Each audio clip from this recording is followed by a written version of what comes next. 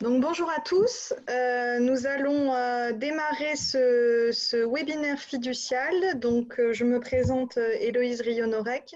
Je ne mets pas la caméra parce que ce n'est pas moi qui vais animer ce webinaire aujourd'hui. Il sera co-animé par Olga Romulus, que vous voyez à l'écran, et Eric Luc, tous les deux experts comptables et membres de la DRE, Direction des relations extérieures de Fiducial.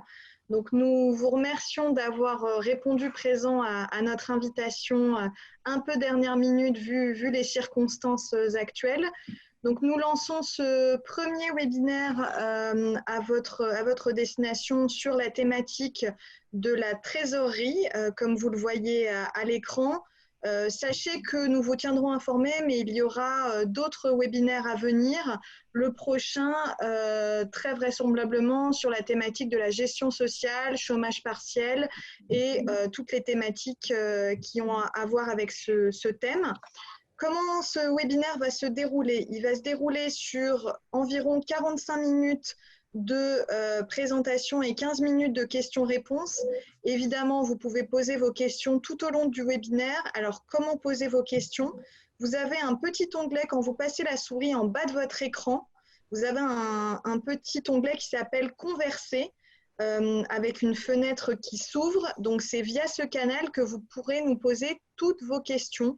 Donc, n'hésitez pas tout au long de la conférence et surtout lors du moment de questions-réponses, donc environ vers 11h45, Olga et Eric seront ravis de répondre à toutes vos questions.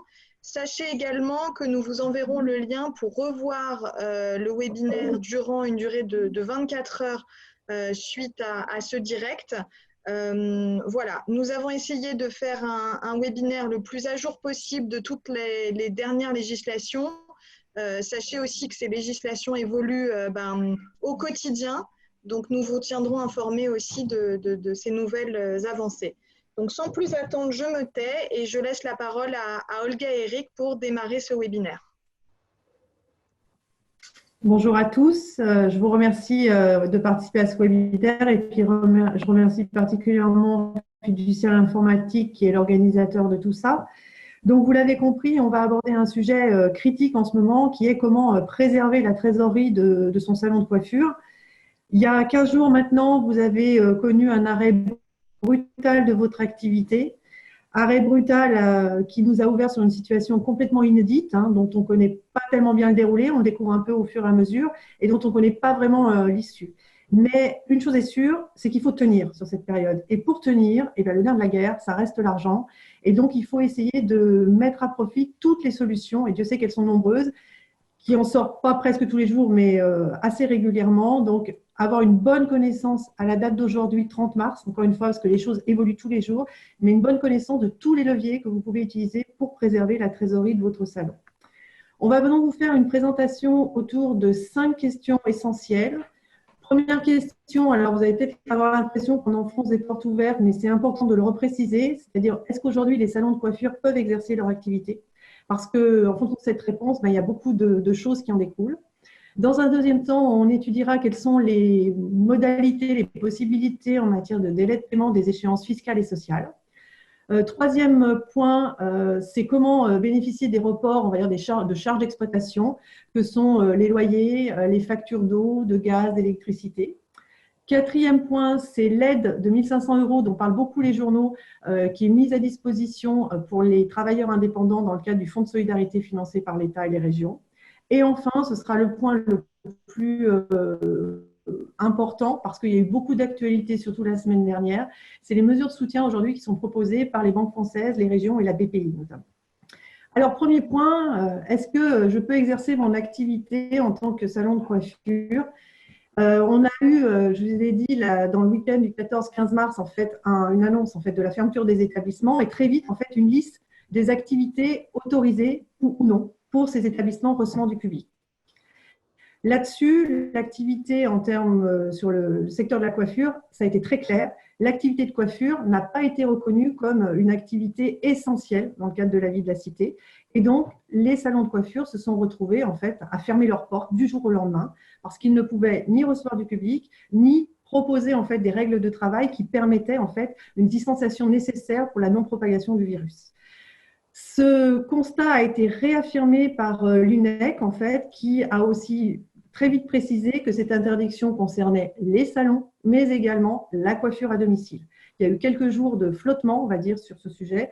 Aujourd'hui, c'est très clair. C'est donc une activité aujourd'hui qui est interdite, qui n'est plus possible et dont, pour l'instant, le délai en fait, de non-autorisation s'étend jusqu'au 15 avril.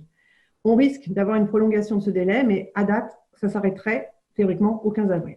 Alors, vous ne pouvez plus exercer votre activité. Qu'est-ce que vous pouvez faire pour tenir et passer la vague? Alors, je vous ai dit, premier sujet, vous pouvez bénéficier du report du paiement de certaines échéances qui étaient enclenchées au 15 mars. Échéances notamment en termes de charges sociales et de charges fiscales. Alors, on va voir les deux volets l'un après l'autre. Tout d'abord, au niveau du paiement des échéances sociales. Alors, premier sujet, si vous êtes employeur. Si vous êtes employeur, vous avez une date d'échéance en fait, de vos charges sociales qui peut, selon le cas, être au 5 du mois. Donc, au 15 mars, assez rapidement, et je pense que vous en avez bénéficié, vous pouviez demander un report en fait, jusqu'à 3 mois de vos cotisations sociales, salariales et patronales, et ce, sans pénalité. Le 5 avril, on a eu la précision, il y a 10 jours de ça, idem. Il y aura un report également de 3 mois sans pénalité pour les paiements des charges. Pour le 15 avril, aujourd'hui, on n'a rien écrit, mais au vu de ce qui se passe et au vu de ce qui a été fait au 5 avril, il est fort à penser qu'il y aura également un report. Mais pour l'instant, rien d'officiel. Un report ou un accord délai est également possible pour vos cotisations de retraite, pour les cotisations de retraite complémentaires que vous versez pour vos salariés. Dans ce cas-là, il faut que vous vous rapprochiez en fait, de votre institut de retraite complémentaire pour voir les modalités en termes de report. Ça, c'est si vous êtes employeur pour les charges sociales de vos salariés. Maintenant, pour vos charges sociales, à vous, en tant que travailleur indépendant, vous avez dû le voir, l'échéance du 20 mars n'a pas été prélevée. En fait, cette échéance, elle sera lissée sur les échéances à venir. Ça veut donc dire que votre échéance, qui était peut-être de 1 000 € au 20 mars, elle va être lissée sur avril à décembre, c'est-à-dire sur 6. On va donc diviser en 6 ces 1 000 € et ça viendra gonfler les échéances à venir d'avril à décembre. Ça, c'est la théorie. Parce que là aussi, on peut avoir des nouveautés qui vont décaler les choses. En complément de cette mesure, c'est-à-dire si vous subissez une fermeture administrative et que vous savez que vous allez avoir des problèmes soit pour payer, soit parce que vous allez avoir une diminution de votre revenu propre et donc des cotisations sociales moins importantes, à ce moment-là, vous pouvez demander dès à présent des mesures complémentaires en demandant un octroi de délai de paiement supplémentaire par rapport à cette échéance qui est étalée, et également un ajustement de votre échéancier de cotisation pour diminuer aujourd'hui les échéances prévues en avril, mai, juin, etc., jusqu'en décembre. Donc ça, c'est deux mesures complémentaires à ce décalage de l'échéance du 20 mars. En mesure complémentaire également au niveau des charges sociales, vous l'avez compris, tout ce que j'ai évoqué là, c'est du report pour l'instant. Ce n'est pas un cadeau, ce n'est pas une réduction de charges. Aujourd'hui, le Conseil de la protection sociale des travailleurs indépendants, le CPSTI, propose, lui, une aide financière ou voire une prise en charge. Alors, ce n'est pas fait de manière automatique. Il faut présenter un dossier, en fait, et avoir certains critères d'éligibilité. Les critères d'éligibilité, il y en a 3. Il faut avoir effectué au moins un versement depuis son installation. Il faut avoir été affilié au moins depuis le 1er janvier 2020 et être impacté de manière significative. Dans votre cas, c'est-à-dire fermeture, je pense que c'est assez clair, mais bon, il faudra en tout cas le redémontrer dans le cadre de votre demande. Et cette aide, du coup, peut être demandée via un formulaire qui, lui, est disponible sur le site des URSSAF. Vous avez le lien en bas de ma présentation pour remplir ce formulaire. Donc là, on est dans le cas d'une aide. Ce n'est pas seulement un report. Pour les échéances fiscales maintenant. Alors, on va voir deux niveaux, enfin plusieurs niveaux en fait, parce que quand on parle de fiscalité, on parle de beaucoup de choses. On parle d'impôt sur les sociétés, on parle d'impôt sur le revenu, on parle de taxes directes, etc. Alors, selon la nature de la charge fiscale, les possibilités sont différentes. Alors, première possibilité, vous pouvez vous rapprocher de votre service des impôts des entreprises, le SIE, pour demander, encore une fois, un report sans pénalité des prochaines échéances d'impôts directs, notamment, je pense à l'impôt sur les sociétés. Ça, vous pouvez le demander dès à présent. Si vous avez réglé votre impôt sur les sociétés, un acompte d'impôt sur les sociétés au 15 mars, alors vous aviez dans les jours qui suivaient le 15 mars la possibilité de vous opposer au prélèvement. Maintenant, là, c'est fini, mais vous pouvez encore demander le remboursement, toujours auprès de votre SIE, même si le prélèvement a été effectué, pour justement reconquérir de la trésorerie. Pour votre impôt sur le revenu, que ce soit de l'impôt sur le revenu à titre personnel ou votre société est soumise à l'IR, alors là, deux possibilités qui se cumulent. Première possibilité, comme pour le cadre de l'impôt sur les sociétés, vous pouvez demander un report de vos prélèvements. Ce report, alors si vous êtes prélevé mensuellement de votre impôt sur le revenu, vous pouvez le décaler jusqu'à 3 fois, c'est-à-dire je peux décaler avril, je peux décaler mai, je peux décaler juin, mais je le demande à chaque fois. Si j'ai un prélèvement au trimestre, dans ce cas-là, je peux demander une fois le décalage d'un trimestre entier. Donc ça permet de décaler. Et de la même façon que ce qu'on a vu pour les charges sociales, si vous anticipez une baisse de revenus, donc une baisse de votre impôt sur le revenu, il vous est également possible de moduler les acomptes qui étaient prévus pour les mois qui restaient à courir jusqu'à la fin de l'année 2020. Sachez que toutes ces demandes au niveau de l'impôt sur le revenu se font sur le site ImpôtGouv et que toute demande doit être faite avant le 22 du mois pour être pris en compte pour le mois suivant. Donc, en clair, aujourd'hui, je vais demander 30 mars des modulations de mon acompte d'impôt sur le revenu. Aujourd'hui, 30 mars, ce sera effectif en fait à compter du 22 avril. Ça sera pris en compte le 22 avril, donc ce sera effectif pour mon prélèvement qui est peut-être programmé en mai. Donc, il faut bien anticiper ce décalage entre la date de la demande et la réalisation effective de celle-ci au niveau du prélèvement de l'impôt. Olga, il y a une question sur la possibilité de l'impôt sur les sociétés, comme quoi on ne pouvait pas faire opposition au paiement de l'acompte au 31 mars dû au 15 avril. Alors, il faut aller sur le site des centres des impôts et demander le report. Donc, on ne fait pas une opposition au règlement, on demande le report. Voilà, je te laisse continuer. Tout à fait, oui. On a effectivement, au 15 mars, il y avait eu un peu une mesure d'urgence sur l'opposition. Maintenant, il faut faire rentrer dans une demande de report. C'est tout à fait juste. Toujours dans les échéances fiscales, vous avez la possibilité également de demander une suspension de vos contrats de mensualisation. Donc ça, je pense notamment au paiement de la CFE ou de la taxe foncière. Donc, si vous êtes mensualisé, vous pouvez demander la suspension du contrat et donc, vous ne serez plus prélevé et le solde restant dû à date aujourd'hui sera prélevé à la date normale de fin d'échéance, on va dire, de la taxe. Donc, ça peut être au mois d'octobre, au mois de novembre, voilà, ultérieurement. Tout ça, encore une fois, sans pénalité. Hein. C'est dans les mesures d'urgence de la crise. Donc, en synthèse, n'hésitez pas à vous rapprocher de votre centre des impôts sur ces problématiques-là, soit donc, pour récupérer des formulaires adaptés à vos demandes, qui sont déjà préformatés et du coup qui vous permettent juste de remplir l'essentiel pour y accéder, et également de demander, si vous êtes dans des situations particulières ou une difficulté particulière, de solliciter vos centres des impôts, téléphone, c'est un peu compliqué parfois, mail ou courrier, voilà, pour qu'ils examinent votre cas et vous fassent une proposition personnalisée. Troisième point, c'est le report des charges d'exploitation. Donc ça, c'était la parole présidentielle qui avait dit report des loyers, factures d'eau, de gaz et d'électricité. La parole présidentielle a mis un peu de temps à se mettre en musique sur le plan législatif et les ordonnances relatives à ces sujets sont sorties seulement la semaine dernière, mercredi 25 mars.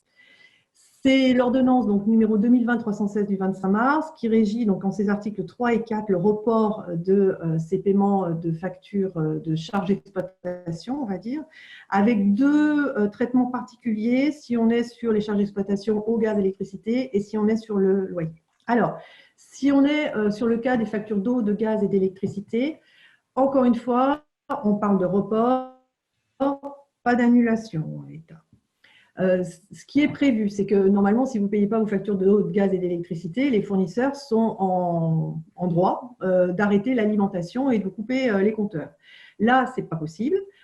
Ils sont obligés de maintenir le service minimum, mais vous devez, plus que minimum, ils maintiennent le service, point.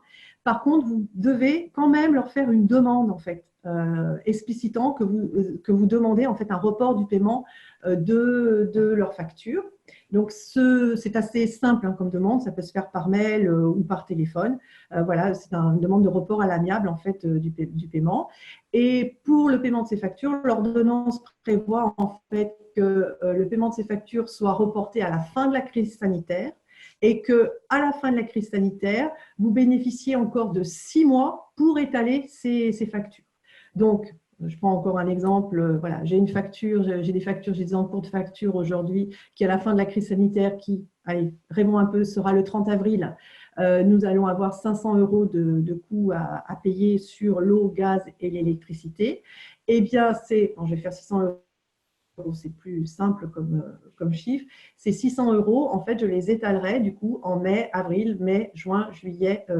Pardon, j'arrête au 30 avril, donc ça fera en mai, juin, juillet, août, septembre et octobre. Je donc augmenterai de 100 € en fait ce que je paierai à ces fournisseurs sur ces échéances-là qui s'échelonnent donc de mai à octobre dans mon exemple. Et ça sera au moins de 6 mois. Ça peut donc être plus long. Pour les loyers, alors les loyers, c'est le même texte qui régit le sujet. C'est toujours l'ordonnance 2020-316, c'est l'article 4.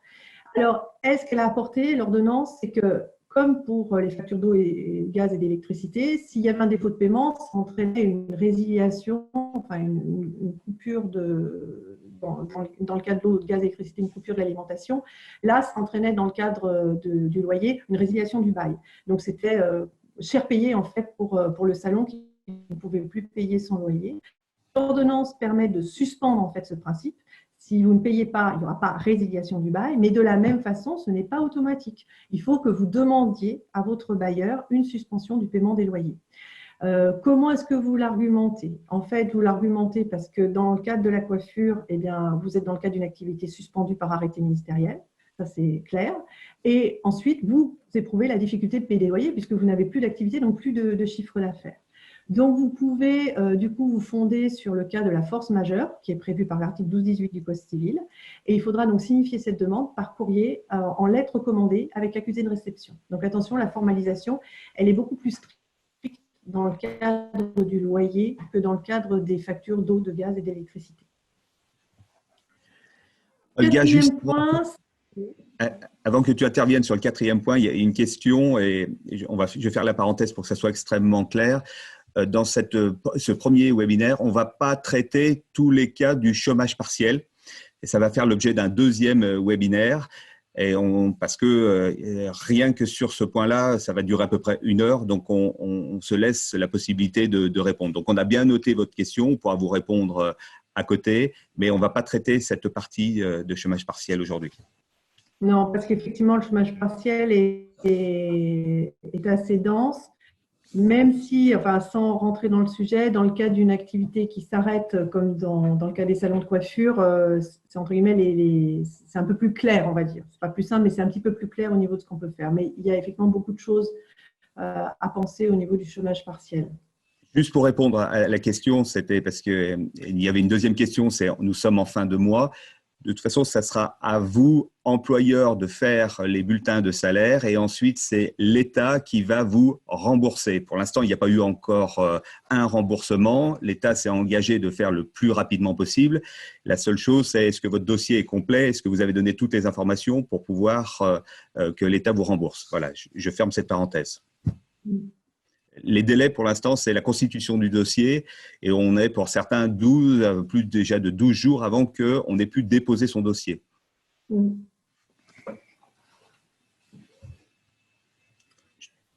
te laisse. Quatrième point, c'est l'aide donc de 1 500 € qui est prévue. Pardon, Eric? Non, je te laisse continuer. D'accord. Donc, quatrième point, c'est l'aide de 1 500 € qui est prévue par le Fonds de solidarité pour les petites entreprises.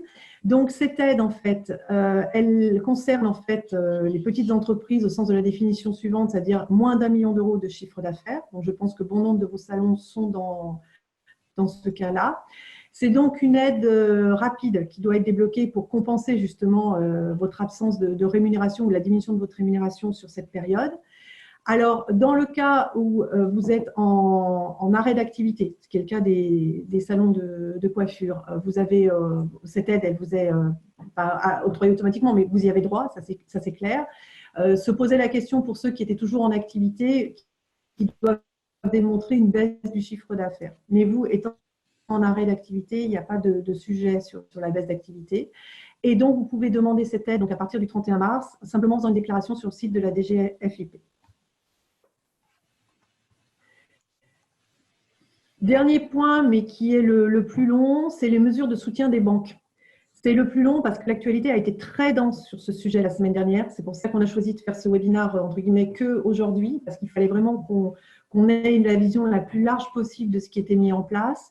C'est donc un sujet qui est brûlant d'actualité. C'est aussi un sujet qui s'est construit en fait depuis le 15 mars, où, pas tous les jours, mais pratiquement, on avait des annonces et des informations qui tombaient. Il y a des choses qui peuvent paraître prenantes aujourd'hui, où on va dire mais ça se cumule, ça sert à quoi? C'est aussi lié à l'historique, parce que ça fait entre guillemets que 15 jours qu'on est dans cette situation, mais il s'en est passé énormément. Donc il y a des choses qui se sont un petit peu cumulées. Donc on va essayer d'avoir une vision la plus claire possible à date, vous ayez l'ensemble des dispositifs, sachant que certains peuvent se cumuler ou d'autres peuvent paraître moins intéressants voilà, en comparaison. Donc, première action forte qui a été faite tout de suite au lendemain de la crise, le 15 ou 16 mars, la Fédération des banques françaises, en fait, a proposé des mesures d'accompagnement fortes. Première mesure d'accompagnement pour tous les entrepreneurs qui avaient des crédits en cours, possibilité de report ou d'échelonnement jusqu'à 6 mois du remboursement de ces crédits. Ça veut dire que j'ai des échéances à payer aujourd'hui de 1 000 € tous les mois. Eh bien, je peux les décaler. Si j'appelais ma banque le 16 mars, je pouvais les décaler jusqu'au 16 septembre et recommencer à partir du 16 septembre seulement à rembourser mon crédit. Ça marche pour le capital, c'est-à-dire que les intérêts qui sont dus sur cette période, dans mon exemple du 16 mars au 16 septembre, restent dus et payables sur la période considérée. Dans le même esprit, il y a la possibilité de demander un différé ou un échelonnement de 6 mois pour les loyers de crédit bail ou de location financière. Je dis que c'est dans le même esprit parce que le fournisseur derrière, c'est très souvent une banque ou une filiale de banque. Donc, on reste dans l'aide apportée par les banques françaises. Mais autant ils ont énormément communiqué sur le report de crédit, sur le report des échéances de crédit à 6 mois, autant ça n'a pas été visé expressément dans les dispositifs d'aide, ce sujet. Donc voilà, pensez-y. Si vous avez des crédits baux ou des locations financières en cours, vous pouvez également demander un report de 6 mois des loyers pour pouvoir, pareil, faire un peu d'oxygène sur votre trésorerie pendant les 6 mois à venir. Et enfin, ça avait été une des toutes premières mesures, c'était une mise en place de procédures entre guillemets express, c'est-à-dire que toutes les entreprises qui demandaient en fait un crédit ou une situation ou un crédit de trésorerie, enfin voilà, qui se retrouvaient dans une urgence en fait en termes de trésorerie, pouvaient solliciter leur banque qui s'engageait dans un délai très court de 5 jours à débloquer les fonds, examiner la situation et leur faire des propositions en matière de crédit de trésorerie. Semaine dernière, le 25 mars, une communication importante a été faite et j'attire vraiment votre attention là-dessus parce que c'est une mesure très importante et qui est très adaptée, je pense, aux salons, enfin à beaucoup d'entreprises, mais en particulier pour les salons de coiffure. C'est le prêt de trésorerie garanti par l'État, le PGE. Qu'est-ce que c'est que ce prêt de trésorerie garanti par l'État? Eh bien, c'est la possibilité pour toutes les entreprises d'emprunter auprès de la banque de votre choix un montant correspondant à 25% de votre chiffre d'affaires 2019.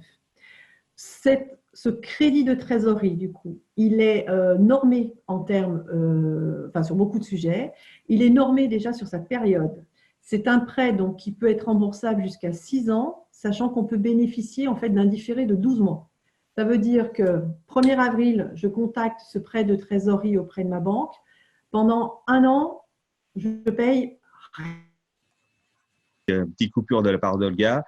Donc, on était sur la mesure, ce qu'on appelle les PGE, le prêt de trésorerie garanti. Et si on devait vous donner un conseil sur la liste des choses à faire immédiatement, c'est de prendre contact avec votre banque et de regarder la possibilité de mettre en place, et normalement c'est votre banque, il n'y a aucune difficulté pour qu'ils doivent vous la mettre en place ce prêt, avec des conditions d'étalement, donc 6 ans avec 1 an de différé, une garantie à 90%, donc peut-être que la banque va vous demander votre garantie sur les 10 autres pourcents, et des conditions financières et de garantie. 0,25, c'est la contre-garantie de de la BPI et normalement, les banques doivent faire à taux zéro, mais c'est pas encore tout à fait officiel. Donc, vous allez avoir un différé d'amortissement pendant 12 mois et ça va vous permettre ce prêt donc, de 25% ou de 3 mois, c'est selon si vous avez une saisonnalité de votre activité de salon de coiffure, de permettre de pouvoir passer cette période difficile avec ce Covid-19. Ce prêt est cumulable avec les autres prêts sans garantie que vous aviez et qu'on va vous proposer. Les autres mesures, ça va être 2 autres prêts que la BPI a mis en place. Alors, objectivement, ça ne concerne pas vraiment les salons de coiffure. Je vais vous donner les noms. C'est le prêt Atout. Donc, c'est prêt Atout qui va de 50 000 à 5 millions d'euros. Donc, vous voyez, les sommes sont très importantes. Pour les TPE-PME, avec une durée de 3 à 5 ans et un différé d'amortissement de 12 mois également. Ni frais de dossier, ni garantie, puisque c'est la BPI qui fait ce prêt en direct. Le deuxième prêt que fait la BPI, ça s'appelle le prêt rebond et ce prêt, il est fait soit directement par la BPI, soit conjointement avec les régions ou même si moi qui suis dans la région lyonnaise, Lyon Métropole a aussi fait des choses supplémentaires pour pouvoir co-financer. Et donc, ce prêt rebond, c'est entre 10 000 et 300 000 euros avec une durée d'amortissement de ce prêt de 7 ans et un différé de 2 ans. Aucune condition spécifique selon le secteur d'activité. La dernière chose qu'on voulait signaler, c'était l'ensemble des garanties données par la BPI. Donc, toutes ces prêts, toutes ces avances de trésorerie, notamment le PGE, sont garanties à hauteur de 90% par la branche financière de l'État qui est la BPI. Donc, voilà ce que l'on pouvait dire sur les aides de trésorerie. Et si on voulait se résumer pour prendre un petit peu de hauteur, donc votre salon est fermé et donc les mesures importantes qu'il faut prendre, c'est limiter vos sorties de trésorerie pour pouvoir redémarrer, on va dire, on espère, début mai. Donc, pour pouvoir réduire vos sorties de trésorerie, c'est déjà ce qu'on a expliqué. La première étape, c'est geler vos emprunts. Si vous aviez acheté votre salon de coiffure ou fait des investissements, vous avez la possibilité de geler les sorties de vos emprunts. Première mesure. Deuxième mesure, c'est si votre loyer est significatif dans vos dépenses, ça va être de demander à votre bailleur de repousser les échéances. Si les factures d'eau et d'électricité représentent une somme significative, eh bien, de la même façon, vous pouvez de façon amiable, avec des lettres type, repousser ces frais fixes. Donc, dans un salon de coiffure, on a les emprunts, on a quelques gros postes de frais généraux, et puis le poste significatif quand vous avez des salariés, c'est le coût de vos salariés. Donc, on abordera ce point avec le chômage partiel dans un prochain webinaire, et vos charges sociales pour vous et les charges sociales de vos collaborateurs. Tout ça, vous avez la possibilité de repousser. Quand on dit repousser, ça ne veut pas dire annuler. Pour l'instant, c'est flou. Il y aura peut-être des possibilités, mais il est beaucoup trop tôt aujourd'hui pour pouvoir évoquer l'annulation. On n'est que de repousser ces charges. Donc, on a vu l'aspect social. Il y a votre aspect avec votre imposition, si vous êtes à l'impôt sur les sociétés, de repousser les acomptes en accord avec le centre des impôts, et aussi de modifier votre prélèvement à la source pour votre impôt sur le revenu si vous êtes en salon de coiffure en mode individuel. Donc, salaire et charges sociales, on vient de le voir. Et puis, si vous avez encore d'autres problèmes de trésorerie, c'est de prendre contact relativement vite avec votre banquier pour pouvoir obtenir une souplesse de trésorerie et commencer à réfléchir sur l'après. Voilà, j'ai résumé toutes les mesures qu'on voulait vous exposer aujourd'hui. Voilà, donc nous sommes vraiment désolés au nom de Fiducial là, de ces petits problèmes techniques. On s'ajuste nous aussi et malheureusement la connexion chez chacun d'entre nous n'est pas toujours optimale. Eric et Olga vous ont parlé des principales mesures. Comme je vous le disais, vous allez recevoir pour pouvoir revoir le webinaire sous une durée de 24 heures. N'hésitez pas également à revenir vers nous avec les questions que vous souhaitez via l'adresse mail qui s'affiche sur votre écran. Donc, c'est contact.relation.extérieur avec un S à relation et extérieur @fiducial.fr. Donc, nous sommes à votre disposition pour répondre à vos questions. Comme je vous le disais et comme Eric vous l'a précisé, ce webinaire était le premier. Nous allons en faire un dans les tout prochains jours sur le chômage partiel et la partie gestion sociale au global. Nous vous enverrons une invitation et vous pourrez à ce moment-là poser toutes les questions sur vos salariés, le chômage partiel que vous souhaitez poser à nos deux animateurs.